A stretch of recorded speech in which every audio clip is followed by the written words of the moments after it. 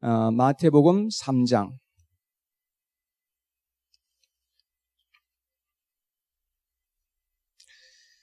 마태복음 3장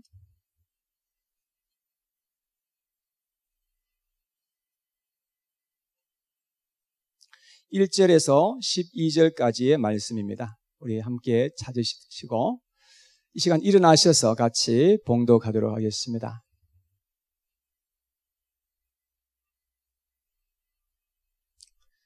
자, 3장 1절부터 12절을 봉독합니다. 시작. 그때에 침례 요한이 이르러 유대 광야에서 전파하여 말하되 회개하라 천국이 가까이 왔느니라 하였으니 그는 선지자 이사야를 통하여 말씀하신 자라 일렀으되 광야에 외치는 자의 소리가 있어 이르되 너희는 주의 길을 준비하라 그가 오실 길을 곧게 하라 하였느니라. 이 요한은 낙타털 옷을 입고 허리에 가죽띠를 띠고 음식은 메뚜기와 석청이었더라. 이때에 예루살렘과 온 유대와 요단강 사방에서 다 그에게 나와 자기들의 죄를 자복하고 요단강에서 그에게 침례를 받더니 요한이 많은 바리새인들과 사두개인들이 침례 베푸는 대로 오는 것을 보고 이르되 독사의 자식들아 누가 너희를 가르쳐 임박한 진노를 피하라 하더냐.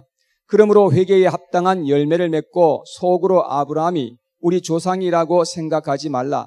내가 너희에게 이르노니 하나님이 능히 이 돌들로도 아브라함의 자손이 되게 하시리라.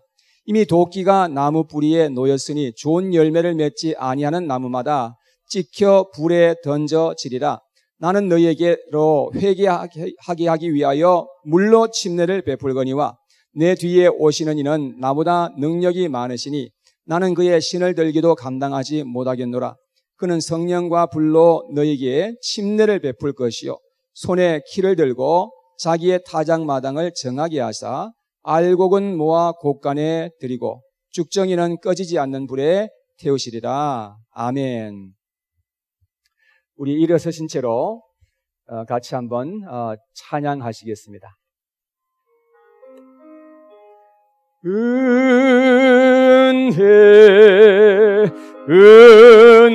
은혜로다 하늘 위에서 내려오네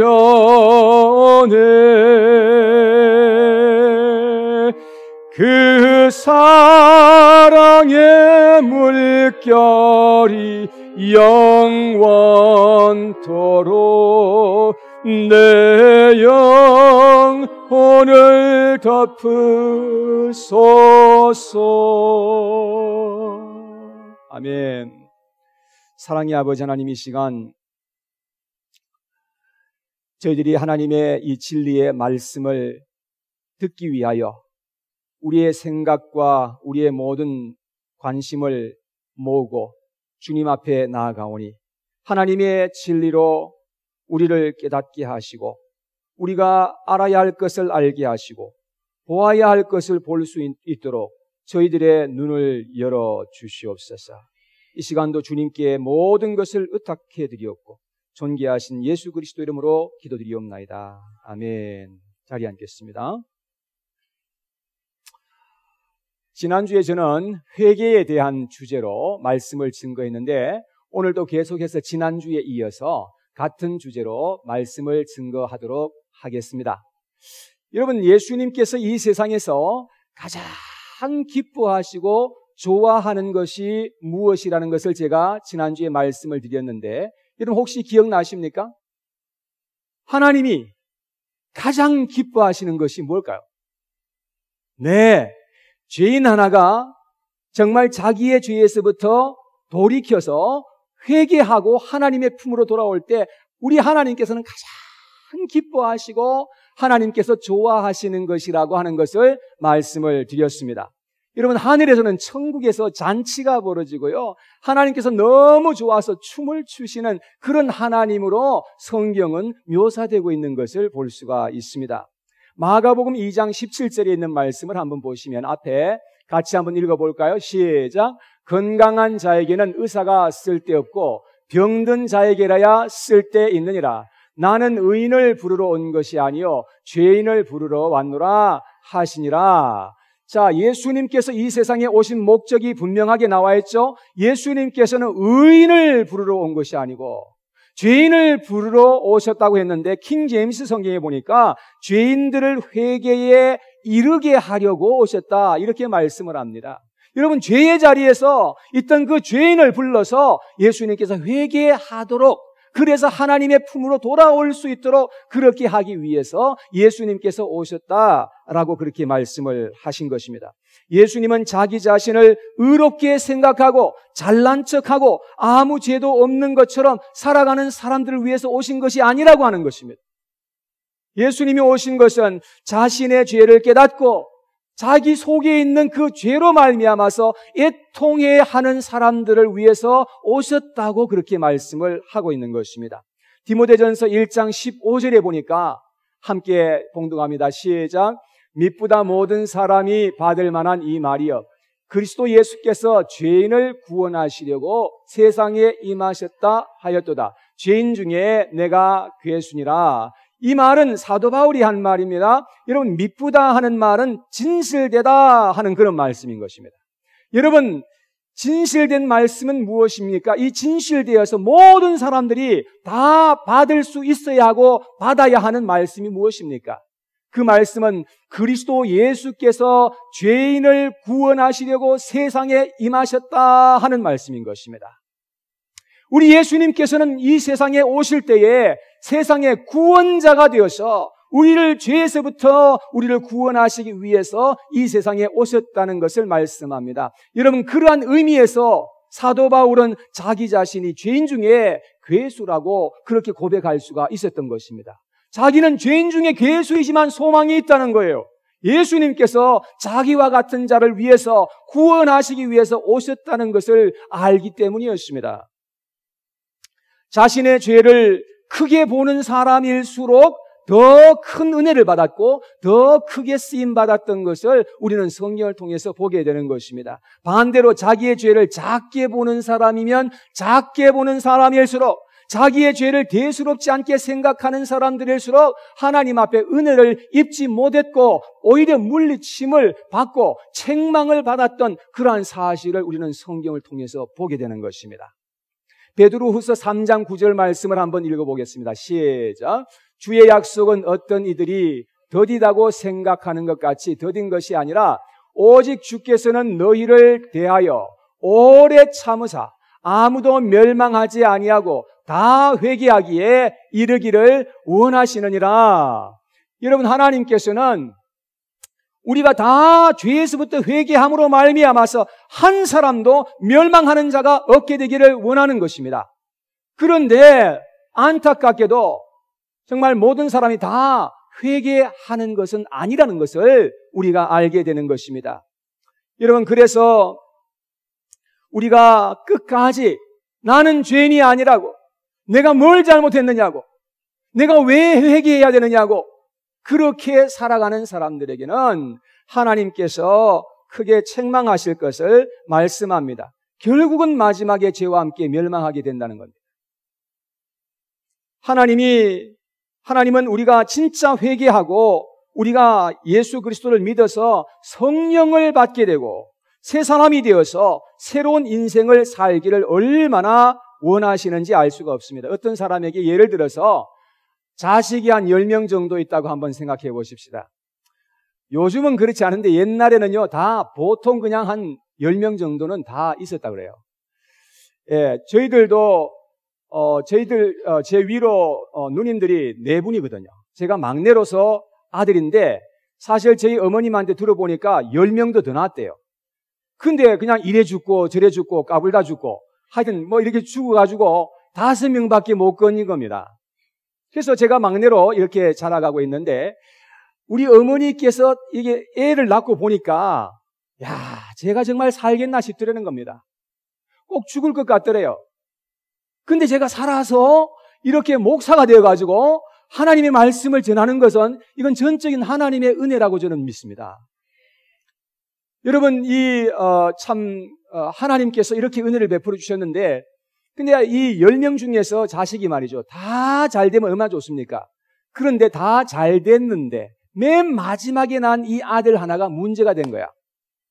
이 아들이 삐딱선을 타고 말이죠. 이 아들이 잘못해가지고 집을 나가서 술을 마시고 독한 담배를 피우고 사람들과 싸우고 감옥에 들락날락하고 자포자기하면서 그렇게 살아가는 그런 아들이 있다고 할 때에 여러분들이라면 어떻게 하시겠습니까? 그놈은 내 자식이 아니라고 그렇게 외면하고 사시겠습니까?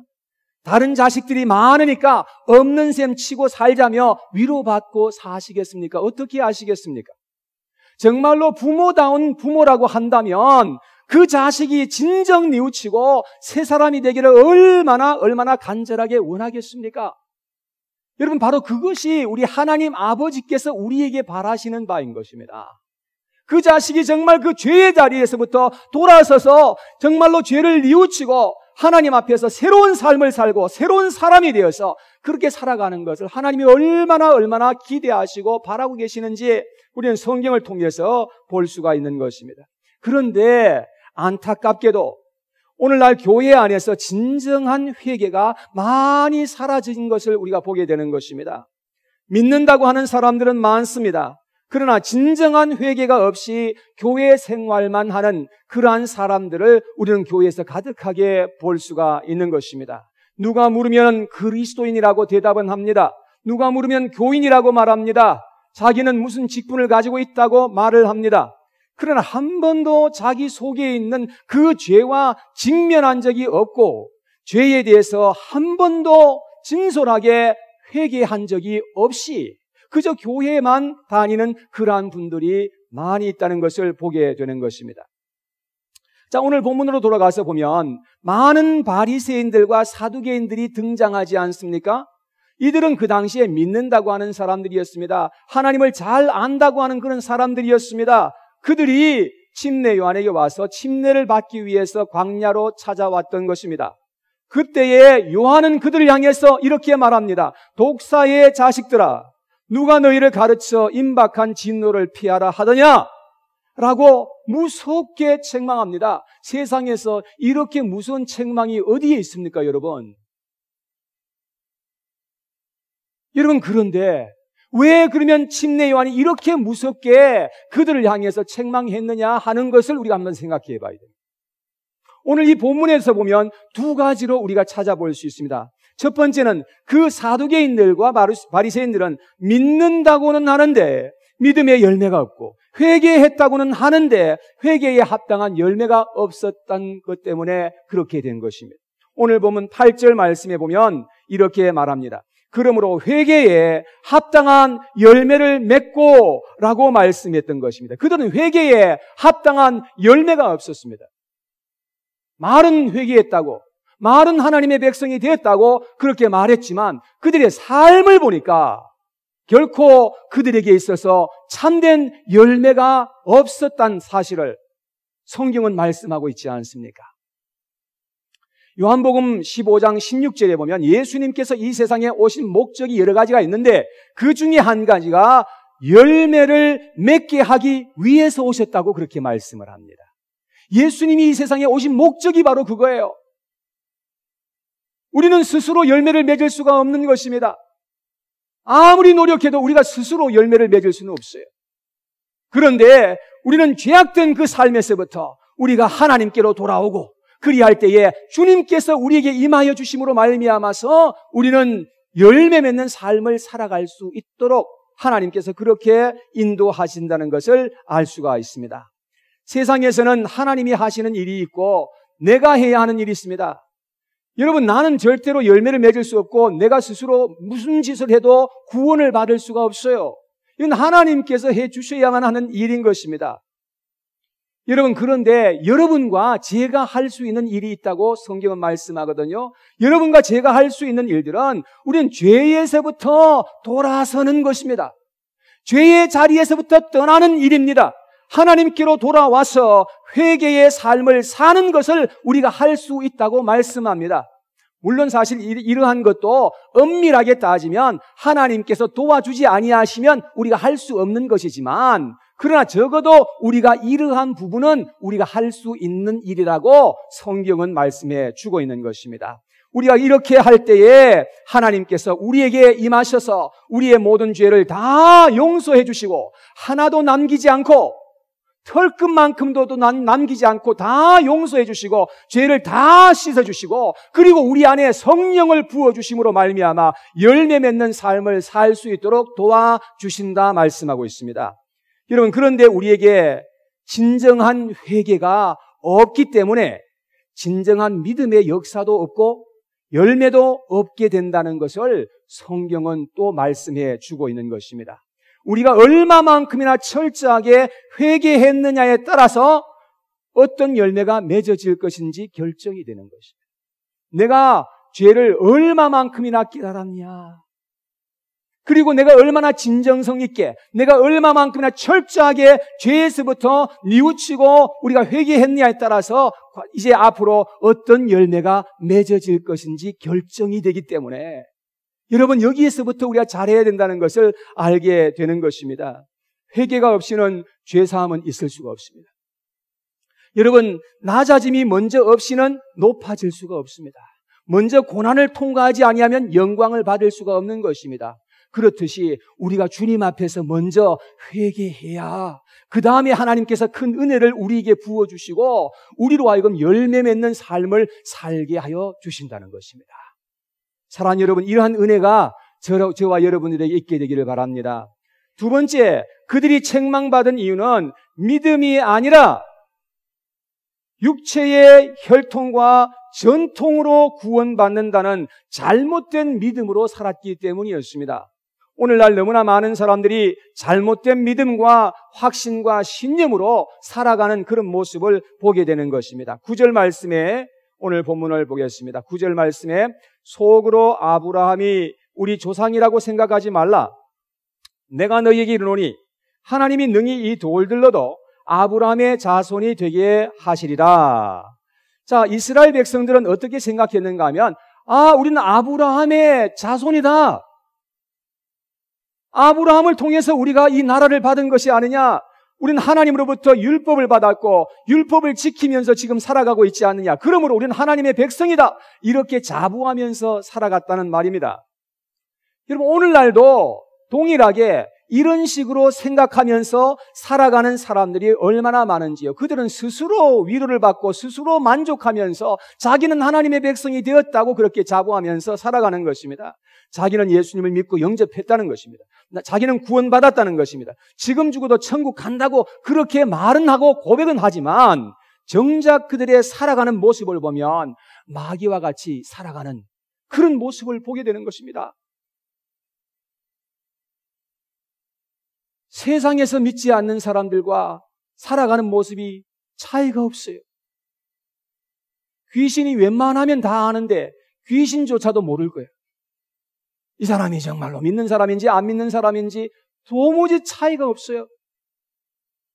먹는 것도, 마시는 것도, 옷을 입는 것도, 말하는 것도, 행동하는 것도, 가정에서 생활하는 그 모습도 세상에 믿지 않는 사람과 차별이 없이 살아가는 그들의 모습을 봅니다. 한마디로 말해서 회개에 합당한 열매가 없다는 뜻입니다. 차이가 있다면 자기는 교회 나가고 믿지 않는 사람은 교회 안 나가고, 자기는 하나님 앞에 헌금 드리고 믿지 않는 사람은 헌금 안 드리고, 이 정도의 차이예요. 여러분, 만일 우리가 이렇게 살아간다고 한다면 하나님 앞에서 어떤 책망을 받을지 우리는 두려워해야 한다는 것입니다. 하나님께서는 이 돌들로도 아브라함의 자손이 되게 하시리라. 여기에 제가 돌을 갖고 왔는데요. 여러분, 이 돌들로도 하나님께서는 아브라함의 자손이 되게 하실 수 있다고 말씀합니다. 무슨 말씀입니까? 여러분, 이 돌처럼 정말로 우리가 부족하고 보잘것없고 죄와 허물이 많고 비천한 신분의 사람일지라도 진정으로 우리가 죄에서부터 돌이키고 하나님 앞에 회개한다고 한다면 하나님께서 우리를 용서해 주실 것이고 우리를 받아주실 것이고 하나님의 자녀가 되게 하여 주실 것이라는 말씀이에요. 우리가 어떠한 처지에 있든지 관계가 없습니다. 그러나 우리가 사는 것은 형편없이 살면서 아무 열매도 없으면서 믿는 척, 아는 척, 잘난 척 하면서 살아가게 되면 우리는 하나님 앞에 은혜 입을 길이 없습니다. 우리는 하나님 앞에 큰 책망을 받게 될 것임을 알아야 하는 것입니다. 우리는 침례 요한을 통해서 주신 이 하나님의 말씀을 우리의 마음속에 깊이 아로새길 수 있어야 합니다. 오늘 보면 10절에 이렇게 말씀했습니다. 이미 도끼가 나무 뿌리에 놓였으니 좋은 열매를 맺지 아니하는 나무마다 찍혀 불에 던져지리라. 여러분, 좋은 열매를 맺지 아니하는 나무마다라고 했습니다. 나는 과연 좋은 열매를 지금 맺고 있는가? 맺어가고 있는가? 라고 하는 것을 우리는 생각해 보지 아니할 수가 없습니다. 예수님께서도 같은 맥락의 말씀을 마태복음 7장에서 말씀하셨는데 7장 15절 이하에 있는 말씀을 보시면 7장 15절 말씀에 거짓 선지자들을 삼가라. 양의 옷을 입고 너희에게 나오나 속에는 노략질하는 일이라. 그들의 열매로 그들을 알지니 가시나무에서 포도를 또는 엉겅퀴에서 무화과를 따겠느냐. 이와 같이 좋은 나무마다 아름다운 열매를 맺고 못된 나무가 나쁜 열매를 맺나니 좋은 나무가 나쁜 열매를 맺을 수 없고 못된 나무가 아름다운 열매를 맺을 수 없느니라. 아름다운 열매를 맺지 아니하는 나무마다 찍혀 불에 던져지느니라. 이러므로 그들의 열매로 그들을 알리라. 나더러 주여 주여 하는 자마다 다 천국에 들어갈 것이 아니요 다만 하늘에 계신 내 아버지의 뜻대로 행하는 자라야 들어가리라. 여기에 보니까 우리가 하나님 앞에서 좋은 열매를 맺어야 그래야 하나님 앞에 우리가 은혜를 입을 수 있다는 것을 말씀합니다. 그럼 가장 확실한 것은 열매입니다. 열매. 열매로 우리는 말을 하고 열매로 우리는 증거할 수 있어야 된다는 것입니다. 말로만 하는 것은 의미가 없어요. 여러분, 성경에 보면 너희는 스스로 자기 자신을 속이지 말라고 그렇게 말씀을 했거든요. 우리는 사람은 속일 수 있습니다. 우리는 내 자신까지도 속일 수가 있습니다. 그러나 우리 하나님은 결코 속일 수가 없다는 사실을 알아야 되는 것입니다. 하나님은 죄가 있는 곳에는 심판으로 임하신다는 것을 아셔야 됩니다. 그러나 죄에서 돌이키고 우리가 회개할 때에 하나님께서는 큰 은혜로 우리에게 베풀어 주신다는 것을 기억하시기 바랍니다. 여러분, 죄가 있는 곳에는 하나님이 들어가실 수가 없어요. 들어가시면 심판이거든요. 그렇기 때문에 예수님께서 우리에게 먼저 죄에서부터 회개할 것을 말씀하신 것입니다. 그리하면 우리의 모든 죄를 다 용서해 주시겠다고 약속하셨습니다. 그리고 우리를 깨끗게 하시고 우리 안에까지 들어오셔서 우리와 함께 해 주시겠다고 그렇게 약속하셨습니다. 여러분, 먼저 우리가 죄에서부터 회개해야 된다는 것입니다. 그런 다음에 하나님께서 우리에게 은혜를 베풀어 주시고 우리를 놀랍게 하늘의 것으로 축복하실 것을 약속하고 있습니다. 11절 말씀입니다. 마태복음 3장 11절 말씀에 보면 나는 너희로 회개하기 위하여 나는 침례 요한을 가리키는 거죠. 나는 너희로 회개하기 위하여 물로 침례를 베풀거니와 내 뒤에 오시는 이는 나보다 능력이 많으시니 나는 그의 신을 들기도 감당하지 못하겠노라. 그는 성령과 불로 너희에게 침례를 베푸실 것이요. 자, 침례 요한이 이 세상에 온 것은 우리로 하여금 회개케 하기 위하여 물로 우리에게 침례를 베풀었다. 그런데 그의 뒤에 오시는 이인 예수 그리스도께서는 성령과 불로 우리에게 침례를 베푸시겠다. 여러분, 우리가 먼저 회개하면 그리하면 예수님께서 우리에게 성령으로 우리에게 침례를 베풀어 주시겠다는 거예요. 여러분, 고린도전서 12장 13절 말씀에 보면은 성령 침례가 무엇인지를 말씀합니다. 성령으로 침례를 받게 되면 우리는 예수님의 몸과 함께 연합된다는 것을 말씀하는 것입니다. 우리가 하나님의 나라가 되는 것이고 하나님의 교회가 된다는 것을 말씀하는 거죠. 누구에게 그러한 은혜가 임하는 것입니까? 우리가 죄를 회개할 때, 진정으로 우리가 죄에서부터 돌이키고 회개할 때에 하나님의 성령을 우리에게 부어주심으로 말미암아서 그런 놀라운 축복이 우리에게 임하게 될 것을 약속하고 있는 것입니다. 사랑하는 여러분, 여러분들은 진정 죄에서부터 회개하셨습니까? 여러분 자신을 향해서 한번 물어보시기 바랍니다. 나는 과연 하나님 앞에 회개한 탕자인가? 나의 회개는 과연 진정성이 있고 철저한 회개를 하였는가 하는 것을 여러분 자신에게 이 시간 물어보시기 바랍니다. 회개에는 두 가지가 있습니다. 가짜 회개가 있고 진짜 회개가 있습니다. 어떤 사람은 믿기만 하면 구원 받는다고 했는데 무슨 회개가 필요한가? 이렇게 생각하는 사람들이 적지 않게 많아요.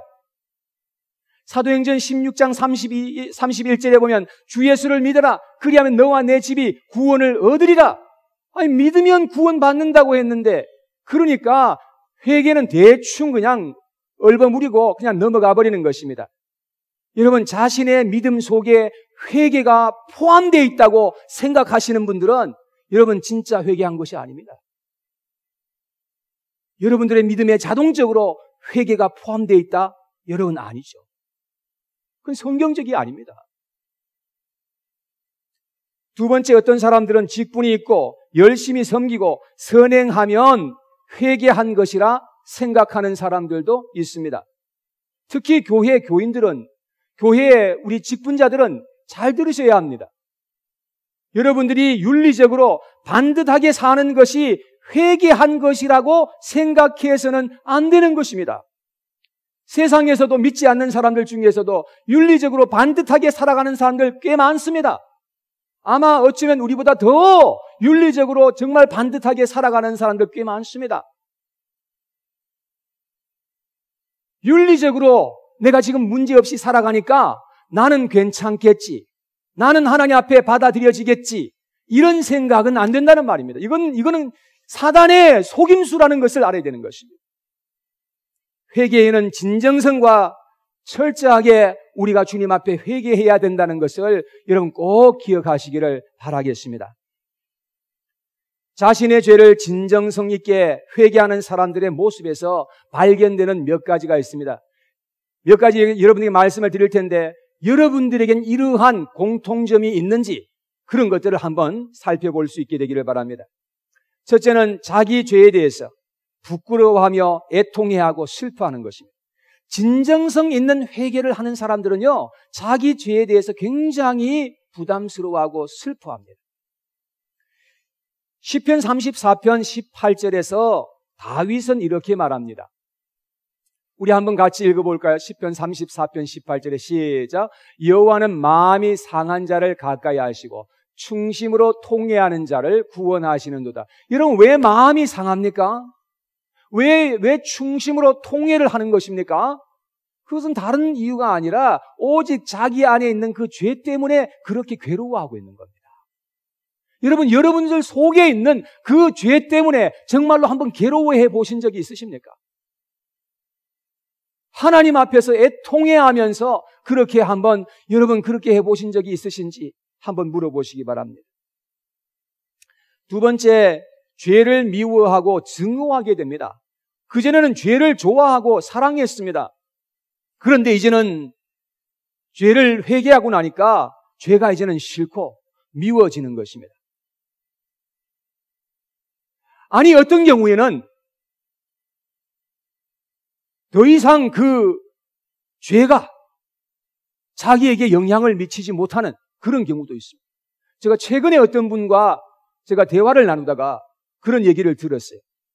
그분은 한 30년 동안 술에 절어서 정말 그렇게 너무나 고통스러운 그런 인생을 살다가 이제 예수님을 믿고서 참으로 이제 술과 담배를 다 끊고 그리고 이제 하나님 앞에 살아가는데, 근데 이제는 더 이상 그런 것이 싫다는 거예요. 30년 이상을 그렇게 좋아하면서 그것 때문에 가정이 파탄이 되고 그것 때문에 자기의 인생이 망가지는 그러한 인생을 살았었는데 여러분, 이제는 하나님의 도우심으로 자기의 고백이 그래요. 하나님께서 끊게 해주셨대요. 예. 옛날에 그렇게 좋던 것이 이제는 그게 싫어지는 거예요. 여러분, 이런 것이 바로 진정한 회개하는 사람들에게 임하는 은혜예요. 다윗은 시편 97편 10절에서 이렇게 고백합니다. 다 같이 시작. 여호와를 사랑하는 너희여, 악을 미워하라. 그가 그의 성도의 영혼을 보존하사 악인의 손에서 건지시느니라. 여러분, 하나님을 정말로 사랑하면 죄를 싫어하게 돼 있어요. 우리가 정말로 죄를 회개하였다면 죄를 미워하게 되는 거죠. 여러분, 이렇게 살아가는 사람들에게 하나님께서는 그 영혼을, 성도의 영혼을 보존하사 악인의 손에서 건져주시는 그런 하나님의 은혜가 임하게 된다는 말이죠. 아무나 하나님께서 지켜주신다고 그렇게 말씀하신 적이 없습니다. 정말로 우리가 하나님 앞에서 이렇게 죄를 회개하는 그러한 삶을 우리가 살아갈 때에 하나님께서 그들을 지켜주시고 보호해 주신다는 그런 말씀인 것입니다. 그 다음 세 번째, 죄에서 떠나고 죄를 멀리하게 되어 있습니다. 그러나 어리석은 사람들일수록 죄를 가까이 하고 죄를 단호하게 자르지 못하는 그러한 경우를 우리가 보게 되는 것입니다. 여러분, 그렇게 죄를 자꾸 가까이 두고 보면 언젠가는 다시금 또 죄를 범하게 되는 그런 결과가 되는 거죠. 아예 죄는 멀리하고 아예 그냥 우리는 그 죄를 잘라버려야 되는 거죠.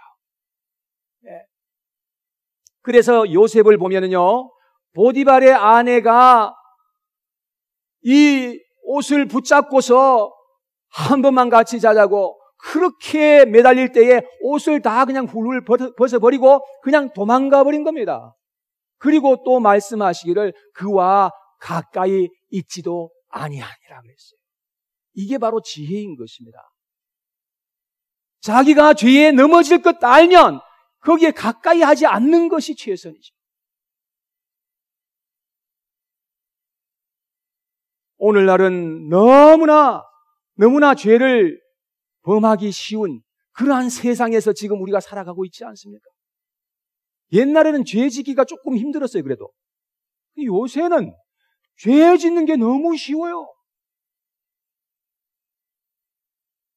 조금만 눈만 돌리면 그냥 죄를 지을 수 있는 그런 것이 얼마나 많은지 몰라요. 네 번째, 죄를 무서워하고 두려워했습니다. 죄를 정말로 회개한 사람들은 그렇게 하였습니다. 그래서 죄를 범하지 않으려고 얼마나 애를 썼는지 모릅니다. 범죄했다면 또 빨리 회개하고 다시금 회복해서 다시금 하나님 앞에 또 서서 일어나서 하나님을 섬기는 그러한 모습이었던 것입니다. 여러분, 다윗 정말로 무시무시한 죄를 범했잖아요. 세상에 그런 죄를 범한 사람들은 진짜 많지 않을 겁니다. 그런데도 불구하고 그런 죄를 범했던 다윗이 하나님 앞에서 얼마나 철저하게 하나님 앞에 회개했는지 눈물로서 침상을 띄울 만큼이나 그렇게 눈물 흘리면서 하나님 앞에 회개했을 때 하나님께서 그를 다시금 회복시켜 주셔서 그야말로 이스라엘의 성군이 되게 하신 겁니다. 훌륭한 왕으로 하나님께서 그렇게 사용해 주신 것입니다. 예수님의 수제자였던 베드로, 예수님을 3번씩이나 부인하고 저주까지 했던 사람입니다. 그런데 예수님 앞에 철저하게 죄를 회개했을 때에 예수님께서 그를 다시금 회복시켜 주셔서 대사도로 예수님의 수제자로 베드로를 사용해 주셨던 것을 보십시오. 우리의 죄를 정말로 뉘우치고 회개하는 사람들을 하나님께서 그냥 놔두지 아니하시고 하나님께서 은혜를 베풀어 주셔서 그들을 다시금 회복시켜 주실 뿐만 아니라 하나님께서 훌륭하게 사용해 주시기를 기뻐하시는 것을 우리는 알 수가 있는 것입니다. 잠언서 14장 16절 말씀 다 함께 시작. 지혜로운 자는 두려워하여 악을 떠나나 어리석은 자는 방자하여 스스로 믿느니라. 여러분, 지혜로운 자가 누구입니까? 죄를 두려워해서 악을 떠나는 사람이 정말로 지혜로운 자죠. 그런데 어리석은 사람들은 이 방자해요. 방자해서 자기가 스스로 믿는 거야. 나는 괜찮을 거야. 나는 죄 안 범해. 나는 이 정도는 할 수 있어. 이렇게 자기 자신을 믿는 거예요. 그게 바로 어리석은 사람이지요. 우리가 얼마나 연약한 존재인지를 우리가 모르는 거지. 여러분, 우리는 죄 앞에, 유혹 앞에 너무너무 연약한 존재들이에요. 그렇기 때문에 우리가 죄를 두려워해서 악을 떠나는 것이 상책이라는 거죠. 사랑하는 여러분, 이런 은혜가 있게 되기를 바랍니다. 죄를 만만히 여기서는 안 됩니다. 죄를 무서워해서 떠나는 것, 이것이 제일 지혜로운 방법인 것임을 알 수가 있습니다. 이제 말씀을 맺도록 하겠습니다. 존 뉴턴이라고 하는 사람이 있었는데요.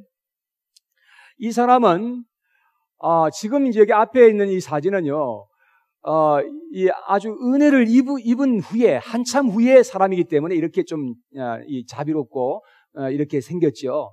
옛날에는 아주 포악하고 타락한 노예 상인들이었어요. 노예들을 잡아가지고 와서 팔아 넘기는 이런 아주 악독한 사람이었단 말입니다. 1725년에 태어났는데 그의 어머니는 경건하고 체험 있는 그리스도인이었습니다. 대부분의 시간을 아들 교육을 시키는 일에 그렇게 투자하면서 많은 기도와 눈물로 아들을 돌보면서 아들을 목사로 기르고자 하는 그런 마음을 가지고 그렇게 했습니다. 그런데 참으로 안타깝게도 뉴턴이 6살 때에 어머니께서 세상을 떠나고 맙니다. 그런데 이 더 놀라운 것은 뉴턴의 어머니가 세상을 떠난 바로 다음 해에 그의 아버지가 또 세장가를 갔어요. 우리 남자들이 이렇게 참 이런 게 있는가 봐요. 그래서 뉴턴이 그때부터 비뚤어지기 시작한 거예요. 성격이 막 그냥 이상해지고 비뚤어지면서 그렇게 말할 수 없는 그런 타락한 그런 인생을 살아요. 정말로 아주 나쁜 짓은 골라가면서 하고 성장하면 성장할수록 점점 더 고약한 사람이 되었던 것입니다. 저주의 말을 일삼고 죄악된 삶을 살고 그렇게 살았는데 한 번은 이제 노예들을 잡아서 그렇게 이제 배에다 싣고서 이제 가던 중에 그만 바다 한가운데서 난파를 당한 것입니다. 그래서 이제는 꼼짝없이 죽을 수밖에 없는 그런 상황이었는데 장장 4주 만에 다시금 구조를 받아서 구사일생으로 살아나게 된 거예요. 여러분, 이 사람이 거기에서 살아계신 하나님을 부르기 시작한 거예요. 여러분, 그곳에서 하나님을 만나게 된 축복이 일어났어요. 그래서 그는 예수님을 믿고 영접하게 되는 그런 놀라운 은혜를 입게 되었고 예수님을 이제는 섬기기로 그렇게 결정하고 노예 무역을 그냥 그 자리에서 그만두고 목회자가 되어서 43년 동안이나 그의 일생 동안 목회를 하면서 훌륭하게 많은 사람들을 주님 앞으로 인도한 그러한 사람이 된 거예요. 이 사람이 바로 나 같은 죄인 살리신 주의 놀라와 이 찬송을 지어서 부르게 된 거죠. 여러분, 이 찬송은요 얼마나 유명한가 하면은 믿는 사람들은 물론이고 믿지 않는 사람들까지 애창곡이 되는 거예요. 얼마나 유명하게 아마 세상에서 가장 유명한 그러한 찬송시가 아닌가 저는 그렇게 생각합니다. 사랑하는 여러분, 우리는 무엇보다도 죄에서부터 돌아서야 합니다. 여러분, 그리할 때에 하나님의 큰 은총을 입을 줄 믿으시기를 바랍니다. 그 길만이 우리가 살 수 있는 길이요, 잘 될 수 있는 길이요, 영원히 사는 길인 것임을 기억하시기를 바랍니다. 그래서 예수님께서 이 세상에 오셔서 가장 먼저 외치신 말씀이 무엇입니까? 회개하라, 천국이 가까웠느니라. 여러분, 천국이 가까웠다는 말이 무엇입니까, 여러분? 여러분, 예수님이 가까웠다는 그런 말씀이죠. 예수님이 지금 바로 우리 앞에, 문 앞에 지금 있다는 말씀이죠. 그래서 우리가 주님 앞에서 회개하면, 그리하면 예수님께서 우리 안에 들어오셔가지고 우리를 천국의 사람으로 만들어주시고 우리를 천국의 그 놀라운 그 역사를 맛보게 해 주실 분이 바로 예수님이 지금 가까이 와 있다는 말이에요. 죄를 회개하지 아니하면 결코 천국을 맛볼 수가 없어요. 사랑하는 여러분, 짧은 인생을 이 세상에 살면서 죄와 짝하면서 살아가지 않게 되기를 바랍니다. 죄와 짝하고 살아가시면 여러분들은 죄와 함께 망한다는 사실을 기억하셔야 합니다. 그리고 죽어서 영원한 지옥에 떨어져서 그야말로 영원토록 여러분들은 그 죄의 대가에 형벌을 받으셔야 한다고 성경은 가르쳐주고 있지 않습니까? 우리는 죄에서부터 돌아서야만 합니다. 그리고 예수님께로 돌아와야 돼요. 죄에서부터 돌아서서 우리 예수님께로 향해야 되는 거죠. 예수님께로 돌아가서 예수님과 이 세상에 어떻게 하든지 짝하면서 살아가시기를 바랍니다. 예수님과 짝하면서 살고 예수님의 멍에를 같이 메고, 이거 쉬운 거 아닙니다. 어려운 일입니다. 그러나 그 길에서 하나님의 큰 은혜를 입을 것입니다. 그 길에서 하나님의 영광을 얻게 될 것입니다. 그렇기 때문에 우리는 죄를 지금 당장에 이렇게 회개하는 것이 힘들지만, 그러나 그 죄에서부터 돌아서야 되는 것입니다. 그리고 우리가 정말로 하나님 앞에서 이제는 예수님을 바라보면서 예수님을 닮아가고 예수님을 따라가는 그러한 삶을 살겠다는 그런 결단을 가지고 우리가 이 세상에 살아갈 때에 그리할 때 하나님께서 도와주셔서 우리가 정말로 열매 맺는 그러한 삶을 살 수 있도록 도와주시는 것이지, 내가 스스로 노력해가지고 열매를 맺을 수는 없는 거죠. 열매를 맺게 하시는 분은 우리 오직 하나님이신 줄 믿습니다. 사랑하는 여러분, 이러한 은혜가 저와 우리 반석교회에 속한 모든 성도님들에게 있게 되기를 간절히 축원합니다.